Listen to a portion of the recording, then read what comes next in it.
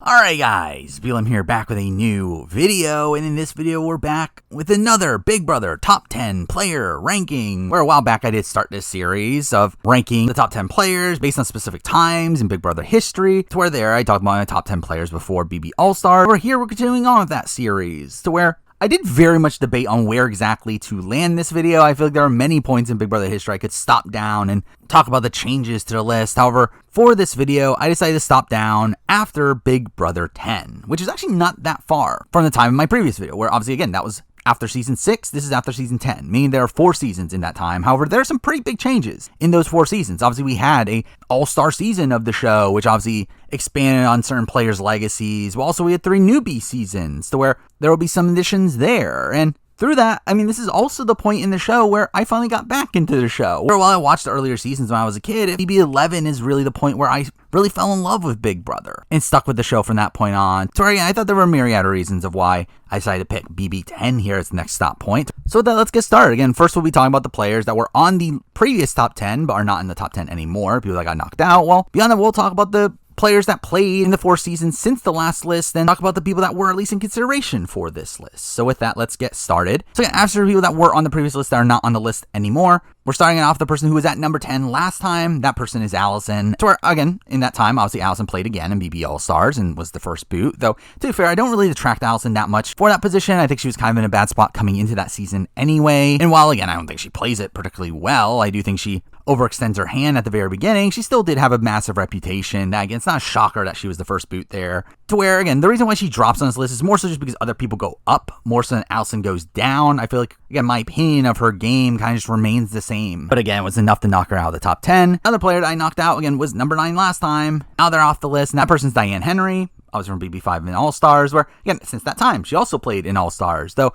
unlike Allison, I actually feel like my opinion of Diane maybe went up a little bit through All-Stars. Not by a lot, as obviously she was still an early boot and never really was able to gain traction in the game, though I do think she had some decent moments there. I mean, specifically trying to flip the vote to save Jace and almost getting that to go through. Again, she had the votes together until Jace pissed Marcellus off, leading to them not being able to organize all the votes together. But again, she almost flipped the entire house, only then proceeded to be taken out the following week unceremoniously. But again, I feel like there is good there. So again, like, my opinion of Diane, again, largely stays the same, though just, again, slightly better. So again, she would still be pretty close to the top 10, though, again, I just think the addition of the new players was still enough to knock her out. And the last player that was on the previous list but isn't on the list anymore is Lisa Donahue from BB3. And straight up, I think Lisa is someone that, by this point in Big Brother history, I don't think she would really be that close to the top 10 anymore. I do think, while she was, again, at number 8 on my previous list, again, above the likes of Diane and Allison, I do think it's by this point I would probably kind of be out on Lisa as a player, to where I think I would just have so much more respect for a lot of these more active players in the game. And when there's so much more of those other players, I do feel like it just leads to Lisa kind of being overshadowed, to where, again, I think for sure by this point I would have Diane above Lisa. I think Allison also, again, would be a debate, but still, I do think Lisa, again, falls further on this list here. Even though she hasn't played in this time, I just feel like the type of game that she played is one that I would just have less respect for than a lot of the games that were played by the people that did make the list. So again, because that, she dropped out of the top 10 as well. But then again, let's talk about some of the players that played in the time between this and the last video that did not make the list. Again, from BB All-Stars, obviously there's a decent amount of people that had their reputations go up over that time. Now again, some of them are already on the list, and we do also have an addition to the list. But again, people that did not make the list at the end of the day, we do have James, who, again, James is a very messy player and someone that, again, was not really that close to being in contention, though I do think the fact that he was able to reappear on BB7 and still have a similar run of getting to the final 7 once again, that time, again, having a bit more agency in the game, even though, again, a bit messy of a game too, to where, but it still did not come close to cracking the top 10. Obviously, we also got to mention Janelle. I mean, Janelle was someone that at this point had 2 final 3 appearances. Again, she got 3rd place twice in a row, and that is a very impressive stat. Now again, looking at how the games played out both those times, I don't think her games are particularly impressive, but again, she's still a near 2-time finalist. If she somehow won final HOH in BB7, she wins the game. So again, those are impressive stats. I just feel like her navigation through the game is not particularly great. I mean, I feel like she's obviously in the spot where she needs to win out for a lot of BB7, and even when she doesn't, she's in the spot where she's essentially being kept around as a shield. In BB6, again, her game's just very rocky, with her side of the house kind of being outplayed for most of that season. season, and even then had almost no win equity by the time she got to the Final Four, to where, again, it's a rocky game for sure. Again, I think she's just a rocky player, to where while obviously her legacy would go up after BB7, she'd be much closer to contention of being a top 10 player. It's still not enough for me to actually have her in the top 10. And the final person we mentioned for All-Stars is obviously the runner-up of the season. We got Erica, who, again, I never looked at Erica as a particularly good player, and I don't think her game in BB All-Stars is particularly good. However, again, she now has shown herself to have a very impressive record. Again, getting 4th place her first time around, a spot where she would have won if she had gotten to the end. And now a 2nd place finish on All-Stars, where while, again, not having the greatest win equity there, again, she still got to the end. So, again, it's a pretty impressive track record. I still feel like Janelle, I don't feel like her navigation through the game is particularly impressive, with her being a target at many points during BB All-Stars, and in BB4 feeling like she was kind of led around by the likes of Allison and June through the game, to where, again, I don't look at her as that high of a player. Yeah, again, her reputation definitely would have gone up after All-Stars, so at least there's that. Next up for BB8, and again, the main consideration for this list is obviously in the top 10, though I'll at least mention someone like Dani Donato, who, again, would not be anywhere close to contention at this point. She's essentially just a worse version of Janelle at this point, to where while I do think as time goes on, she develops into a competent player, especially by the time BB22, her BB8 game's not particularly great, and while she is very good at challenges, again, it's not really enough to actually make the list. And again, also, we'll talk about Evil Dick. I don't think Evil Dick is that good of a player. I don't think he is someone that, with my current philosophy on the game, would be anywhere close to top 10. Now, I will say, if this was a situation where I was ranking this on my philosophy on the game at the time, Dick would be in the top 10. Again, I remember at the time, I looked at Dick as a top 3 player of Big Brother, alongside the top 2 on this list, which is insane to think about now. Again, I remember back then, Dick was looked at very highly, which again, I think was the consensus thing at that point. Again, back when I got back into Big Brother at the time, BB11, a lot of the online community was very high on Evil Dick. Again, there was a lot of talk about Evil Dick being one of the greats, which again, in retrospect, is laughable considering how poor his game is and him completely lucking out into a win, and him having a strategy that seems so ineffective on most given seasons, where, while I do think Dick, again, has good strategic thoughts at points, was, again, competent enough in challenges, and again, at points was decent socially, though also at points were really bad socially, where, again, like, there is some level of good gameplay from Dick, but with my current game philosophy, he simply is not anywhere close to making the top 10, though, again, if this was at the time, he'd probably be my number 3 somehow. Next up, we got BB9, and obviously BB9's not a particularly good gameplay season, though I do want to at least mention someone like Sharon, who, while not a great player, was a decent under-radar player, and someone that did come relatively close to winning the game, where, I mean, she does partially get screwed over due to that wonky question in the Final Four HOH, and even then comes very close to staying at the Final Four, where if it was not for Adam switching the vote at the very last second, she does stay there, to where again, I think Sharon is someone to at least mention here, though again, did not make the cuts. And also, again, I'll mention Ryan, obviously runner-up this season. I think played a decent game, while again, was a massive GOAT, wouldn't have won at the end, someone that due to outside circumstances. I still think, again, showed himself to be a pretty well-rounded player. I mean, while not the greatest socially, he did have some strong connections here and there. He was decent strategically, to where, while again, a bit messy at points, he definitely had a pretty stable strategic mind. And again, physically, he was one of the best comp competitors of the season, to where, again, I think Ryan is a pretty understated player, but again, not really enough to be in the top 10. And obviously, I'll also mention the winner of the season in Adam, who also, again, I think is a very understated player in Big Brother, to where I think he's a very messy player early on, with him having a lot of social faux pas and really gets saved due to Jacob just playing worse. I do feel like Adam actually ends up playing a decent game by the end. I think he makes some pretty impressive moves in the end portion of the game. Again, had some pretty strong jury management and was able to get Ryan to do things against his best interest, where again, I think as a whole, Adam does play a solid game, but not enough to be at the top 10 at this point. And the final season we'll run through is BB10. Again, at this point, we'll have 2 considerations here. I mean, I will consider Keisha. Now, again, straight up, Keisha would not be particularly close to making the top 10, where again, she's essentially just another version of Janelle or Erica, to where she would be around where they land. Yet, I do think Keisha is kind of an understated player in BB10. Again, I think there are impressive aspects of her game. The fact that she was in this alliance that ran the show early on, though, again, she didn't really have much agency within that group, but was able to flip on that alliance and form this new majority with Dan, Memphis, and Rennie that ran a lot of the show, and built strong relationships with Dan and Memphis. Now, again, at the end of the day, she was still at the bottom of that group and does get put at 4, but again, I think as a whole, she plays a solid game, but again, not enough to make the top 10. And a final honorable mention here is the runner-up of that season. We do have Memphis. And Memphis is a player that at this current point would be pretty similar to Ryan. I think they played somewhat similar games. I do think Memphis is probably a bit more stable of a strategic presence in the game, but again, both were decent in challenges, both again had strategic minds for the game, both were a bit messy socially, and Memphis also coming off as this like massive target on the board. Again, Memphis is being completely outplayed by Dan, with Dan just just sinking his jury prospects throughout the season. Again, there's definitely things to criticize from Memphis, but I do think Memphis is, again, a pretty competent player all around. But he is one where, again, not particularly close to making the top 10, with my opinion of him as a player not even being as high as it will be now after BB22, or again, not enough to make the top 10. And with that, we're now at the top 10. We're at number 10. We're starting off with a placement that has largely remained the same outside of obviously the new additions that bumped them down. This is a player that hasn't played in this time frame and has never played again, but a player I did hold in high regard through their first season. That player is Nicole from BB2.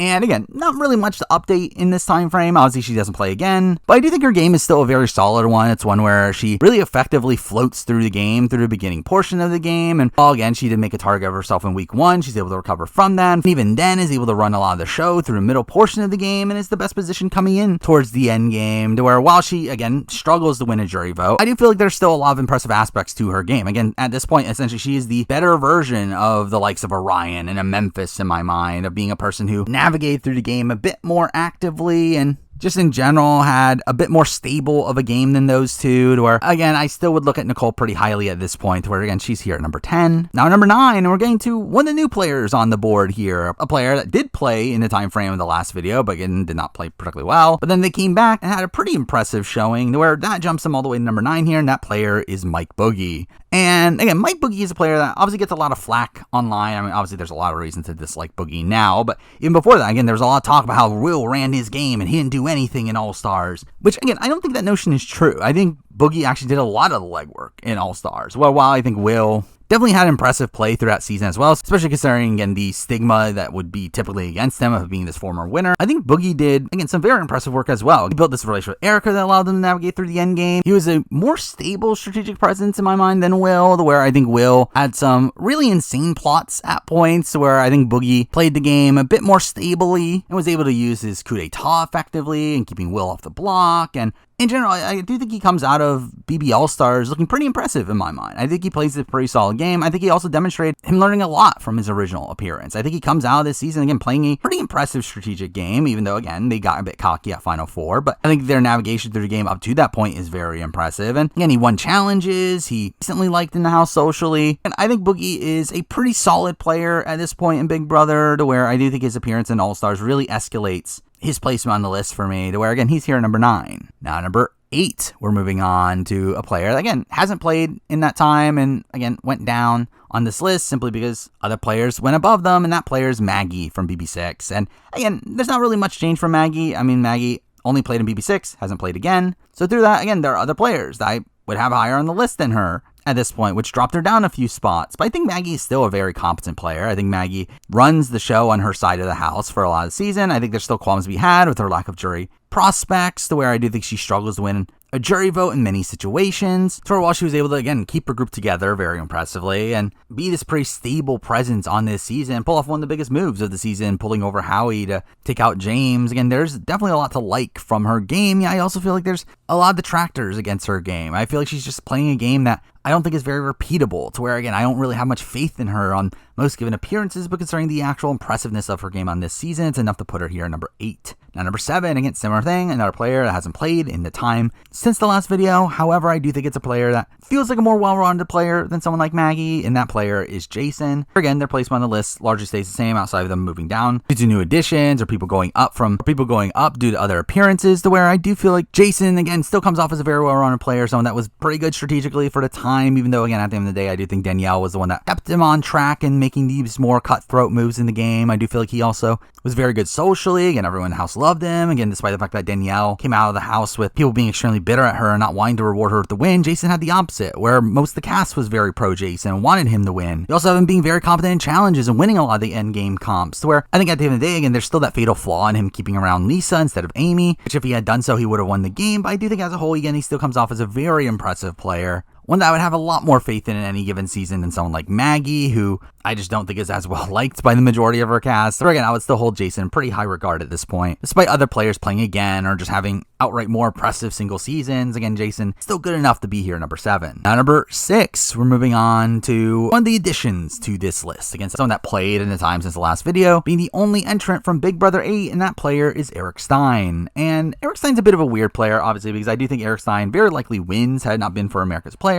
I think he demonstrated himself to be a very impressive player, being so good so socially. But really the only things that detracted from his social game were things that he had to do due to America's player. Also strategically, again, same thing. I think he had very good strategic instincts in the game and was only faulted because of America forcing him to do things that were completely out of his control. Where, again, I think Eric comes off as a very impressive player in that light, though I think there is a world where, again, I would have Jason higher. I think Jason's probably a more well-rounded player. I think Jason's someone that is more affable to majority of casts. Or again, I think Jason's just someone that just does well in most given seasons. While Eric is someone that I can definitely see a world where Eric comes into a house and just doesn't gel with them and then is instantly out, where I can't imagine him gelling well in a cast like something like BB21, which has this big herd mentality in it, to where I do feel like Eric is someone that has a perfect cast for him here, to where I think there are definitely qualms to be had with that. The fact that I just have less faith in Eric as a player than Jason. But I do think it's the fact that, again, I think Eric more than likely wins had it not been for America's player. Something that completely screws him over. Again, makes it feel like his resume is something that is more impressive than Jason's. So while I think this placement can be debated a bit, I did still decide to put Eric here at number 6. Now, number 5, we're moving on to a player that has an interesting placement on this list, but as this person was actually number 1 on the previous list. Yeah,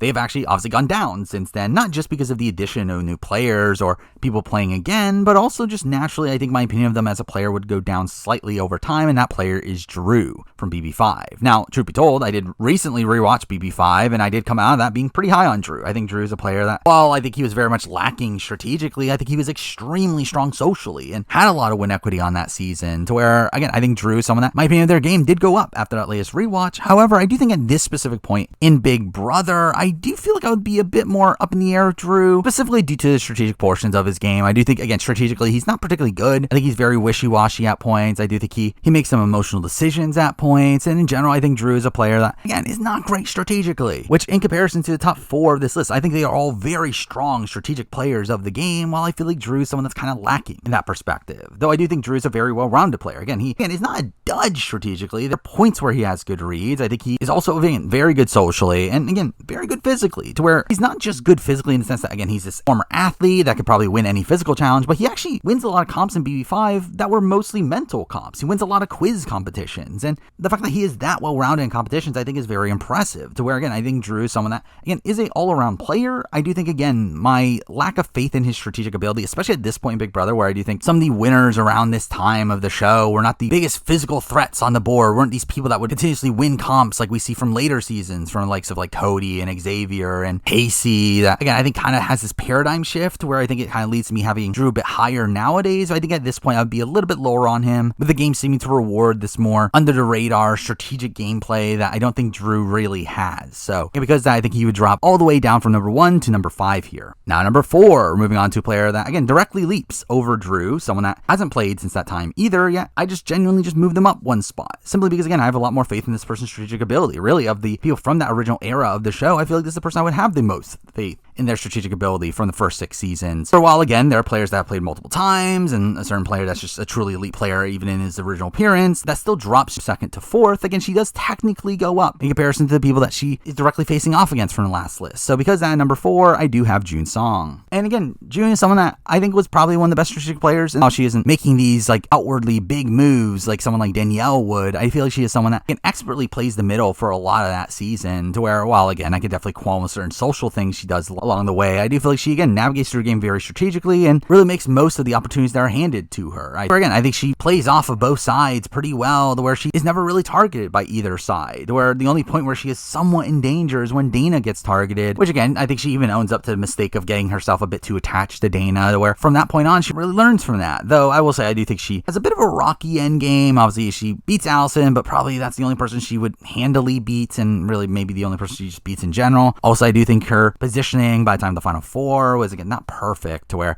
there's definitely qualms to be had, but I do think June is someone that, while not the best physical competitor, and again, having a okay social game, I think it's really her strategic ability that really excels her on this list, where I feel like, again, she's more in line with a lot of the winners that we were seeing at this point in Big Brother history that I do think would have led to the paradigm having me look at her a bit more highly than what it would now, where, again, we see a lot more focus on physical challenges and people gaining respect through winning those challenges, to where, again, I think that would make June's path a little bit harder in the modern day. I think at the time of BB10, she would be a pretty elite player, being here number 4. Now number 3. Now, really, these top 3 here, again, are all players that have played in this time frame, with 2 of them having played twice, the other person being just a new person added to the list, though the question is where they land, and really the top 2 were pretty definitive. So at number 3, I do have Danielle Reyes, who, And at this time, obviously, had Array come back for BB All-Stars, which for me really solidifies her legacy. And while BB3 is a very impressive appearance, it's one where I think she demonstrates a lot of holes in her game. It's one where, again, she did not have the greatest jury prospect. She was a bit too loyal to her #1 ally. And also, again, there was just the general notion of, like, would she be able to do this again? Yeah, we see on BB All-Stars where, again, she doesn't necessarily do it again, but she still has a deep run in that season. And while, again, I think as a whole, it's a much lesser game. It's a game where she's not in the full know of what's going on at a lot of points in the game. Really, Will and Boogie are running a lot of the game while she's kind of just this tag along for them. And she does have some sloppy play at points, but I do think Danielle Reyes, again, through her coming back with a massive target on her back, having someone like Marcellus directly wanting to take her out of the game, and the fact that she was nominated week 1 due to, again, some sloppy play, but the fact that she was able to recover from that, and from that essentially play a floater game for the next few rounds, and proceed to be in alliance with Will and Boogie that runs a lot of the middle portion of the game. Again, I think there's some impressiveness there. Now, at the end of the day, she is outplayed by Will and Boogie on that season, which again makes it tough to put her much higher on this list. Yeah, I think the fact that she now has 2 very solid appearances, one where, again, she comes extremely close to winning, playing a very impressive game to get to that point, and a spot where, again, you could debate if she would have won if there was a sequestered jury. I don't think she would have, but still, I think if there was no sequestered jury, I think she would probably beat someone like an Amy at least. Even outside that, I do feel like she is someone that came back and, again, played a competent game. For her having 2 very solid games at this point, one that, again, had her going to the very end and showed some very impressive strategic play for that point in the show, and her coming back for All-Stars and, again, having a serious chance of winning a game she had somehow gotten to the end. Again, I think it's enough to put Danielle here at number 3. Number 2, and again, the top 2 here, pretty definitive. I mean, after BB10, I think it was pretty universally known that there are 2 players that are known as the best players of all time. You got Will and Dan. The question is the order, and straight up, I mean, the order would be different for most people at this point. I know at this point in Big Brother history, it was pretty universally looked at as the person I'm going to mention here as the best player of all time, where there was not really that much of a dispute. I remember at the time, I had the opposite opinion of this, to where, again, this is genuine to my feelings at this time, but that was not the opinion of most people, to where, with that, again, despite most people disagreeing with this at the time, at number 2, I do have Dr. Will. And again, at the time, Dr. Will was universally looked at as the best Big Brother player of all time. He had 2 strong appearances, obviously. He won BB2, which, again, in my opinion, his win in BB2 is not overly impressive, but again, people did hold it in very high regard. And in his appearance in BB7, obviously has him getting to the Final Four once again with this target on his back and coming very close to winning the game again, which is also very impressive. Now, again, I think looking back on it, I do look at his BB7 game as more impressive. I do think his BB7 game had a lot more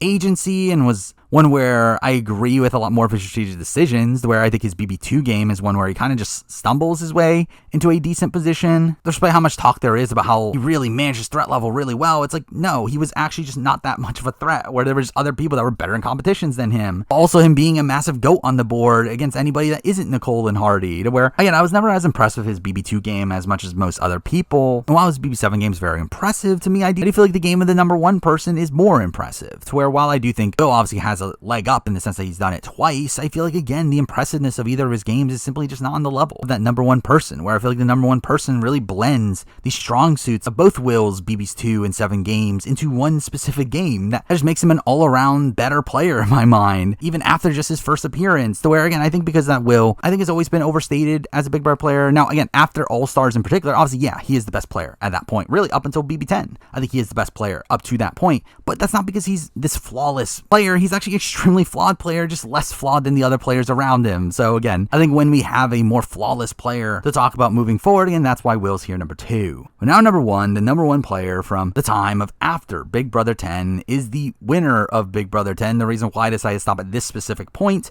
and that is Dan Gheesling. And again, I think that is what makes this kind of an interesting spot to assess this group, in the sense that, again, this is after Big Brother 10, Dan's first appearance, where I can think at this point, again, it's not as egregious to look at Dan as the best player of all time. He obviously has his 14 appearance, which is very impressive, while also having his win, having a better average, having the best average placement in the history of the show, to where, again, I think it's undeniable at this point that Dan is for sure one of the best players of all time, if not the best player of all time. However, at the time, again, it was looked at as the opposite. It was looked at as Will is far and away the best player of all time, while Dan is, again, very good, but again, just not tested enough. And I disagree with that. I think Dan is a very impressive player over the course of BB10. I think he is a player that demonstrates that he can play from the top and bottom, both very well. Like, I think that is really what I'm trying to assess from these players. Again, I think, well, again, when I'm ranking your winning games, I'm largely assessing how you play from the top and how you were able to avoid making mistakes. While I feel like when ranking someone as a player, I think it's an assessment of both playing from the top and the bottom, where, again, while playing from the bottom would be something that would knock on a ranking of someone's game, I feel like when ranking them as a player, it's a positive. It shows them being able to get out of a very sticky situation, where, again, you're not guaranteed to always play the game in a top position. More than likely, you're always going to have something just go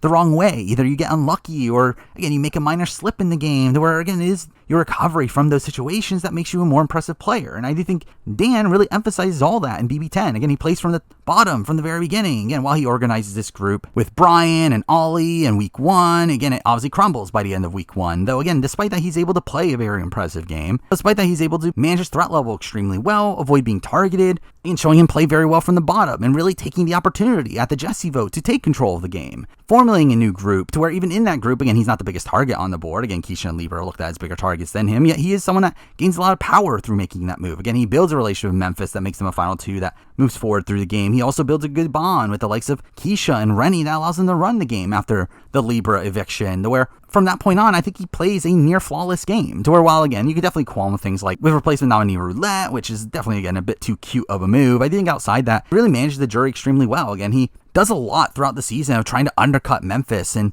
have Memphis burn his jury votes, with obviously his goal to get to the end of Memphis in a spot where he knows he'll win at that point because he's done so much to undercut Memphis along the way. Also, he was just a very palatable presence in the house, someone that didn't get into conflicts, and the times that he did, again, he can justify it within the game to where, well, again, I personally would qualm him for like his final 5, where I think he more than likely goes home there if him or Memphis don't win the veto. Again, I think when we're looking at him simply as a player, I think he's a very impressive player. Again, I think in comparison to Will, I think Dan's BB10 game is more impressive than either of Will's games. Again, when looking at specifically their winning games, I don't think it gets even close. I think Dan's winning game is essentially one where, again, he has a similar beginning to Will, in the fact that they are on the bottom, but Will, again, failed to gain any traction in the game following that. Again, he simply was on the bottom, being dragged along by Nicole and Hardy, to where he finally strikes at the final 4 in a spot where he's essentially forced to. Well, Dan is someone that was able to do that a lot earlier in the game and remain in control from that portion of the game. And even in comparison to Will's BB7 game, I think the portions of the game that Dan is playing on the top, I think he's playing a lot more optimally. He's doing a lot more to manage his relationships and really mask his relationship with Memphis, again, something that Will completely fails to do. To where, I mean, obviously not faulting him for having people know that he's close to Boogie, as that was unavoidable, but more so for making it very apparent to them that he was playing both Erica and Janelle as the third in that grouping, which is something that Dan is able to avoid doing, with Keisha fully trusting Dan even after she gets voted out of the game and still thinks that Dan was on her side the entire time. Where, again, to me, Dan's BB10 game is essentially an amalgamation of Will's BB2 and BB7 games, again, kind of mixing the strong suits of both of those games into one specific game. To where, again, to me, it's like, I feel like Dan really demonstrates playing well from the top and bottom in one specific season, where Will, while again, he's able to kind of do that over the course of 2 seasons, I feel like I have a lot more flaws in how he does that in both of those seasons over to how Dan does it. To where, again, because of, for me, again, I always looked at Dan as the best player of Big Brother at the time, ever since BB10, and while obviously that just solidifies even more after BB14, I do feel like even at this specific point, even at a point where it wasn't particularly a popular opinion that Dan was the best player of all time, I still did look at Dan as the best player of all time, and that's why he's here number 1. But there we go. I mean, that is the top 10 players of Big Brother after BB10. Now, I will be continuing on the series where I think I'll only do one more, to where obviously I did my original top 10 players of all time video for Big Brother right before BB All-Stars. To where, while again, there's still half of the series before that point, having already done the research process for the following video, I kind of realized that, again, there's not that many changes in between now and then. So I'm going to make one more video in this series. Again, I'm going to be stopping off at BB16, where obviously there's some pretty big changes up to that point, but really from that point on, again, there's not really that many changes to warrant another video. So again, I think 16 is the next spot I'll go, and I'll wrap up this, again, relatively small series here. But again, outside of that, obviously just expect the typical content from the channel. But for now, that is the video. Thank you for watching.